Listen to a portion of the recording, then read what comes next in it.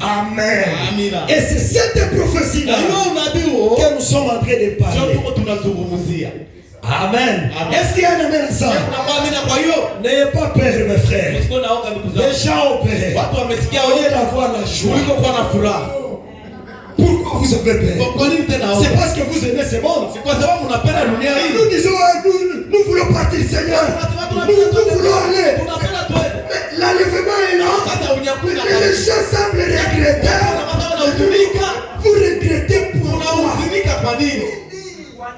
Pourquoi vous regrettez?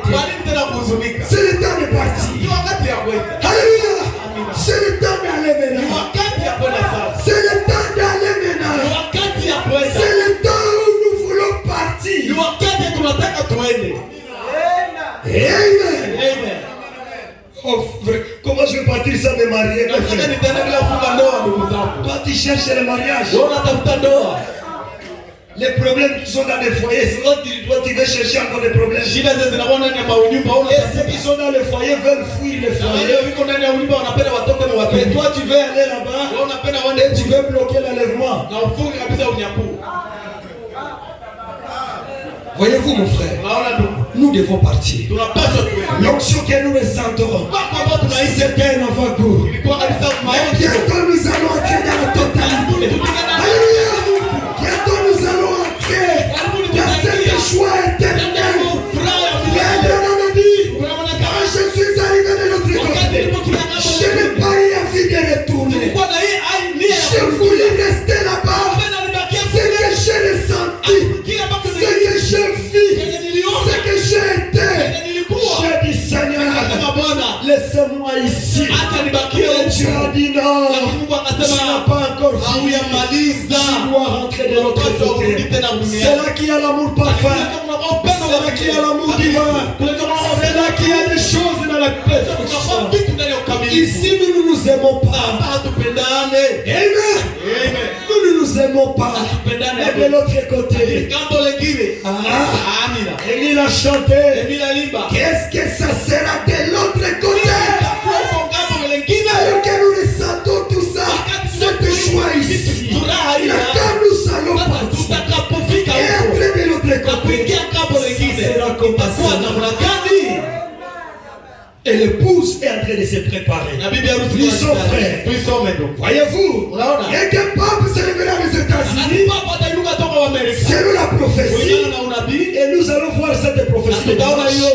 Il dit ceci: le véritable, je vous assure, la véritable église de Dieu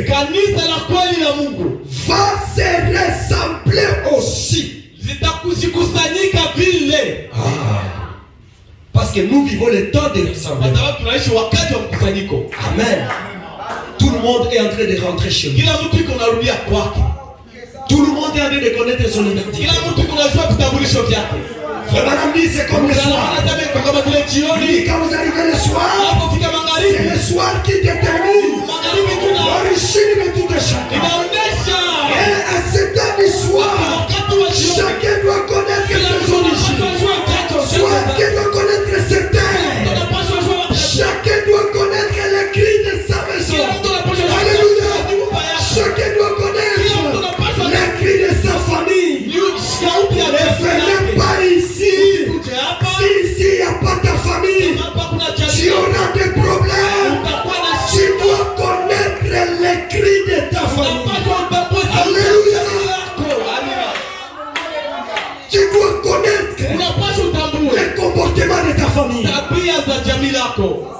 Tu dois connaître la porte de ta famille. La porte de ta maison. Chez toi c'est Asukisa. Pourquoi tu es chez l'administrateur? Et à 18h, 19h, tu veux qu'il t'ouvre. Il ne peut pas ouvrir. Il va te dire, monsieur, il est tard, rentre chez qui? Rentre chez toi. Et non, il est dur, il n'a pas d'amour. Ce n'est pas question d'être dur. Amen. Donc vous aussi, vous commencez maintenant à nous embrouiller à l'église. C'est le temps de connaître ses origines. Si tu es dans cette église et que tu t'es perdu d'adresse, rentre encore à genoux. Demande au Seigneur, est-ce que je suis déjà arrivé chez moi? Ou bien je me suis déjà perdu d'adresse? Si je suis déjà arrivé chez moi, j'aurai la compréhension du langage de ma famille. Et quand on parlera le dialecte de la famille, alléluia, je vais me retrouver. Parce que je suis parmi les miens.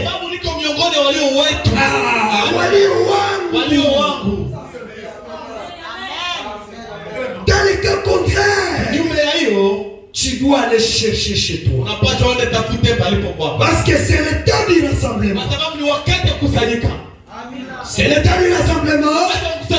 Et il y a l'aigle qui est monté, en train de pousser le cri, en train d'appeler les glands, en train d'appeler les glands.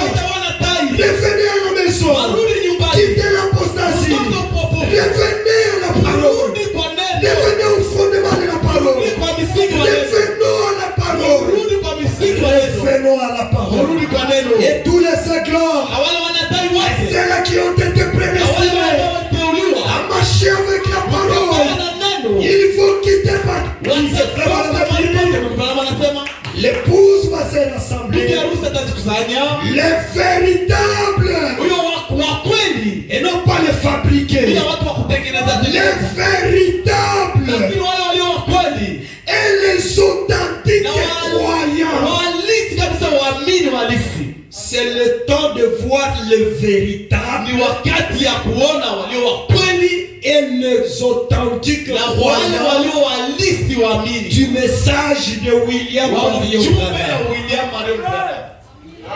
Dites amen mon frère. C'est le temps. L'heure vient d'arriver. Amen. Parce que la pression, les boycottages va bien durer. Et avant que cela, chacun doit se positionner. Chacun doit s'interroger. Est-ce que je suis le véritable et authentique croyant de Branham? Est-ce que je suis croyant de Branham? Est-ce que je suis un authentique disciple de Branham? C'est le temps. Les véritables, authentiques, croyants, venus de où? Venus de chez le méthodiste. Venus de chez le baptiste. Venus de chez le presbytère. Venus de chez le pentecôtiste. Venus de chez les nazaréens. Les pèlerins de la sainteté. Ou n'importe quoi se rassembleront et ils seront cimentés par l'amour de Dieu. Alléluia. C'est le temps dans lequel nous vivons. C'est pourquoi nous devons aller dans les ronds-points, partout là-bas, en train d'appeler les gens, quitter chez les baptistes, quitter chez les témoins, quitter dans les organisations. Venez là où il y a les authentiques, les véritables croyants qui seront maintenant ensuite cimentés par l'amour divin. Alléluia. Qui va maintenant les unir, qui va maintenant les cimenter. Et Frère avait dit, il y aura un temps où il va se séparer entre frères. Ça fera du mal dans le cœur. Les gens ne vont plus vouloir se séparer. Et il dit, quand vous verrez cela, sachez que l'enlèvement est proche. Et les gens vont partir. Amen. C'est le temps de l'amour divin. C'est le temps de l'amour. C'est pourquoi quitter la dénomination qui est la haine. Quittez vos familles qui est la haine. Quittez les corps, vos systèmes dénominationnels que vous avez érigés vous-même. Appelez le tour de ma main. La confusion. Entrez dans l'épouse. Entrez dans la parole. Et là-dedans, il n'y a que l'amour divin. Et l'amour divin, je ne sais pas les origines de mon frère John, mais je l'aime de tout mon cœur. Je sais qu'il est une partie de moi. Alléluia. Et quand je suis avec lui, c'est comme si nous nous sommes connus il y a des années. Je me sens heureux. Je dis, voilà, nous étions avec lui dans l'éternité. Et nous nous sommes venus rencontrer dans ce précieux et glorieux message de ton histoire. Le message du rassemblement. Alléluia. C'est pourquoi entrer dans l'amour divin. Entrer dans l'amour divin. Recevez l'amour divin. Enlevez la haine dans vos cœurs. Enlevez la haine dans vos cœurs. Enlevez la haine. Enlevez la haine. Entrez dans l'amour divin. Recevez l'amour divin. Et l'amour divin, la nuit de gloire, que cela soit fait chez nous.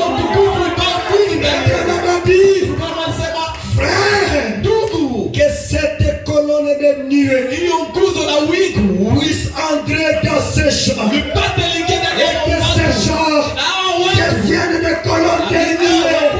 Alléluia. C'est le temps de devenir la colonne de nuée. Et la nuée, c'est l'amour divin. La nuée, c'est Jésus-Christ lui-même. C'est la parole. C'est Dieu lui-même dans le cœur. Est-ce que c'est la vérité? Est-ce que ça vous donne la joie? Est-ce que vous aimez frère Branham? Alléluia. Véritable, authentique prophète. Je suis un branhamiste de sang. Je vais le dire partout. Prenez tout. Laissez-moi William Branham. Alléluia. Prenez ma maison. Prenez tout. Laissez-moi William Branham. Parce qu'il a dit, tout ce qui t'a aimé et tout ce que tu as aimé, ils sont tués. Alléluia. Et ils ont le ciel. Mais nous savons notre ciel. Il y a la précision. Ils seront réunis dans l'amour. Ça formera le corps du Seigneur Jésus-Christ. Tous les croyants. Oh, moi je suis des délais, je suis des pas mes frères. Païens. Oh, moi je suis des nobles tabernacles. Ndoromo tabernacle, tu n'es pas mon frère. Païen. C'est le temps de l'amour divin. Et nous allons les aimer par force. Nous irons les voir. Amen. Le premier mai, j'habitais dit à Seigneur, je ne peux pas rester à la maison. Je suis allé communier à délai. Même si on me dit que je suis diable, moi je vais voir s'il faut faire entrer le diable dans l'église. Je viens, je toque à la porte. Pasteur, qui dit qu'on paie les colons? Non, je vais me mettre ici derrière. Et après, il y a le pasteur, il est ici. Je ne suis pas pasteur. Vous dites que je suis des mots. Pourquoi vous m'appelez pasteur? Pourquoi vous êtes des hypocrites? Il fallait dire le démon est arrivé ici. Il faut des mauvais enseignements, des mauvaises doctrines. Il est arrivé ici.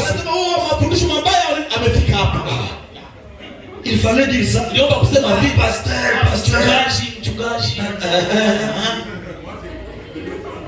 Alors frère madame dit, wakati wanakutilia ka cercle kadogo, wewe unafanya nini? Unatia sasa cercle ya unatia tena wengine, wewe unaenda unawameza tena. Tu les avales encore. Il n'arrivait pas chez moi, je vais arriver, je vais t'avaler. Avalez-les! Alléluia! Nous devons les avaler. Avaler tes ennemis! Avaler tes ennemis! Avaler! Alléluia! Alléluia! Avalez-les dans l'amour divin. Parce que c'est le temps de l'amour. Nous devons les avaler. Tous les croyants et les libres penseurs, pas philosophes, mais il y aura des philosophes même dans les messages. Et les gens de l'esprit superficiel seront jetés de côté. Ils iront tout droit dans la confédération. Les libres penseurs, wazawaza banamwambia muishi neno wazawaza tu. De vivre la parole, toi tu penses encore. Andiko njoo hii ishi. L'écriture est là, vivez ça. Wazawaza, tu penses encore. Ma philosophie. Kufikiria hayo tu. Neno yetu haiko ya kuwazawaza. Notre parole n'est pas. Neno yetu ni ya kuamini. C'est la parole wa croire. Une église se vit par le monde 46. Et une personne équivaut à la majorité devant Dieu. Tu es la majorité devant Dieu. Toi seul tu es la majorité.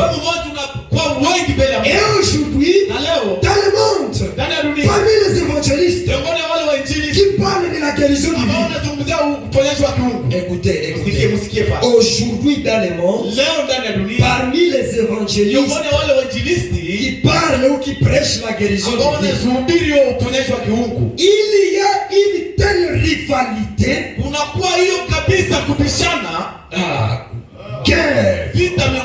la rivalité. Il y a une rivalité, une telle concurrence. La concurrence est parmi les évangélistes de la guérison divine. C'est moi le grand guérisseur divin à Bunia. Et l'autre dit, ah c'est moi. Concurrence. J'ai guéri 500. Tu as guéri combien? C'est moi l'homme du réveil d'ici. Il y a une telle rivalité concurrence. Les miracles. Oh Dieu soit béni. J'ai tant de milliers de membres dans mon église. Oh j'ai une très glorieuse et grande réunion. Frère Bana me dit cela. Qu'est-ce que cela peut faire?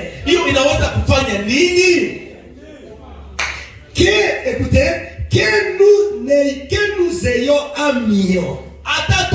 Que nous ayons autant de millions. Qu'est-ce que cela peut bien faire? Que nous démolissons partout ici. Que nous ayons des millions. Qu'est-ce que cela va faire? Et aujourd'hui, il y a maintenant des stars des réseaux sociaux. Stars des réseaux sociaux. Je n'avais pas aimé tellement ça. Il y a un pasteur qui m'avait appelé. Pour t'a filmé dans l'église. Il était dans l'onction. Et on a dit que l'homme a amené l'onction dans l'église. Laissez cette bassesse. L'église a son onction. C'est pas que vous êtes visiteur et vous amenez l'onction dans l'église. Quand tu prêches, les gens disent amen, tu penses que c'est toi. C'est pas toi. Considérez l'homme qui est passé avant toi. On t'a déjà arrangé le chemin. Et quand tu arrives, les gens, et quand tu pars, voilà jamais. Païen, star des réseaux sociaux.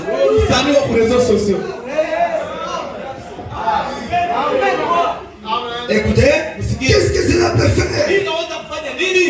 Frère Branham dit maintenant, sommes-nous fidèles à Dieu? Est-ce que nous sommes fidèles à Dieu à ce temps dans lequel chacun peut se poser la question? Est-ce que je suis fidèle à Dieu? Est-ce que moi là? Amen.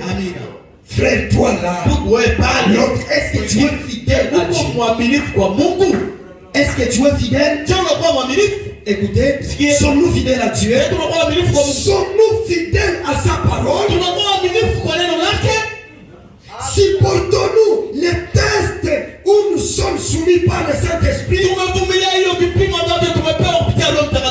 Est-ce vrai? Voilà l'essentiel. Est-ce que nous sommes fidèles à Dieu? À ces temps très difficiles dans lesquels nous vivons, ces temps de prophétie, chacun devra se mettre et dire, est-ce que je suis fidèle? Je connais telle écriture, telle écriture, telle écriture, telle écriture, telle écriture. Est-ce que je suis fidèle? Est-ce que je suis en train de supporter les tests du Saint-Esprit? Parce que tu ne peux pas être adopté si tu ne passes pas par le test du Saint-Esprit. Oh, l'église doit arriver à l'adoption. Et l'adoption, c'est toi le croyant. Dieu te dit, je t'accepte comme mon fils. Tout ce que je suis, je te donne aussi le pouvoir, le mandat. Tu deviens mon représentant. Ta famille, tu es mon représentant. Au travail, tu es mon représentant. Dans ton quartier, tu es mon représentant. Parce que tu es mon fils.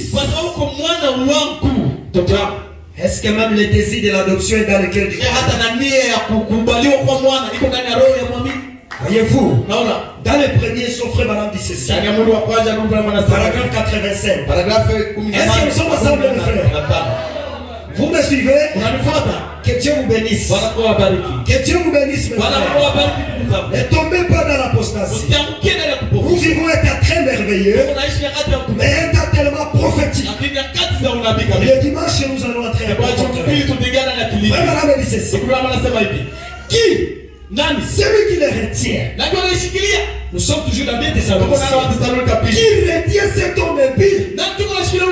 Voyez-vous, un mystère. Le mystère de l'iniquité. Il y a très longtemps, au tout premier âge de l'église, c'est Paul qui écrit ici et qui dit le mystère de l'iniquité. L'iniquité, c'est quoi? L'iniquité, c'est quelque chose que vous savez que vous ne devriez pas faire. Je ne devrais pas mendier à l'église. Tu sais, je te dis, tu ne devrais pas mendier à l'église. Mais qu'est-ce que l'iniquité? Quelque chose que tu sais que tu ne devrais pas faire. Voyez-vous, et vous le faites quand même. Ah, l'onction du pape, vous voyez. Simunaona? Donc, allons dans les détails de la vision. C'est ça, non? Quand l'aigle monte, voit encore clairement. L'iniquité, l'onction du pape, c'est l'onction de l'iniquité. Qu'est-ce que l'iniquité? Tu connais que tu dois prier. Mais tu fais quoi? Tu ne pries pas. C'est ça, frère Zoé Thierry. C'est ça, bien aimé. Et c'est ça l'onction du pape. Qui a commencé avec l'apostasie. L'apostasie, le relâchement. Ça vient, ça prend encore des formes. Ça devient l'iniquité. Amen. Et dans l'iniquité, tu connais très bien. Ici, la parole de Dieu me dit de faire ça. Mais qu'est-ce que tu fais? Tu ne le fais pas. Tu es loin de l'esprit catholique, l'esprit de l'antéchrist. Christ amène ça. C'est la vérité. Amen.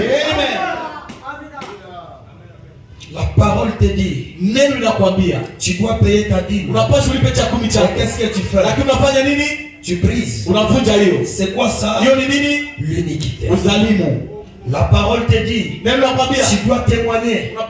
Tu fais quoi? Tu ne parles pas. L'onction du pape. La parole te dit, alléluia.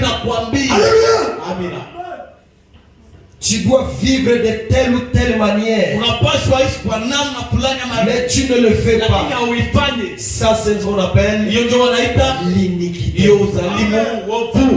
Et le mystère de l'iniquité devra être révélé au temps. Pour que l'épouse ne tombe pas dans l'iniquité. La parole te dit, amen, je dois me comporter comme ça. Frère Branham me dit ceci. Mais toi tu fais quoi? Tu brises. Et tu es bien. Tu brises encore. Tu es bien. Il y a quelque chose qui ne va pas. Il y a quelque chose qui ne va pas. Cela avait commencé comment? L'abandon. Un peu de relâchement. Un peu de laisser aller. Amen. C'est ce qui est arrivé dans nos églises du message. La mondanité est entrée. On avait un peu de tolérance, un peu de relâchement. Voyez là. Et on m'a donné ça entre Dieu. Comme le frère me disait hier, comme Zacharie, l'ange descend maintenant, ferme les bouches des pasteurs. Zacharie le mien.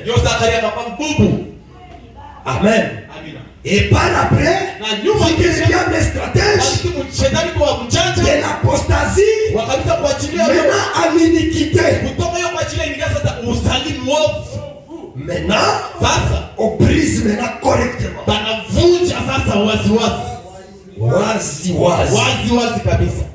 Voyez-vous, frère? Ça c'est quoi? C'est l'esprit du pape, l'esprit de Satan, l'antéchrist lui-même qui amène les gens à briser la parole. Que Dieu vous bénisse. Mon temps est vraiment parti. Que le Seigneur vous bénisse. Messieurs, que vous avez reçu un véritable prophète. Ne plaquez pas avec ces messages de Branham. Dimanche, venez nombreux. Nous allons prendre ça maintenant du côté prophétique. Et Dieu bénisse. C'est le temps de prier le Seigneur. C'est le temps d'aimer le Seigneur. C'est le temps de servir le Seigneur. Ce n'est plus le temps de blaguer. Alléluia. Nous devons être sérieux avec nous-mêmes. Nous allons voir comment les choses vont passer. Mais comprenez de l'apostasie, à l'iniquité, de l'iniquité, pour faire la paix de lui-même et l'image de la bête. Que Dieu vous bénisse.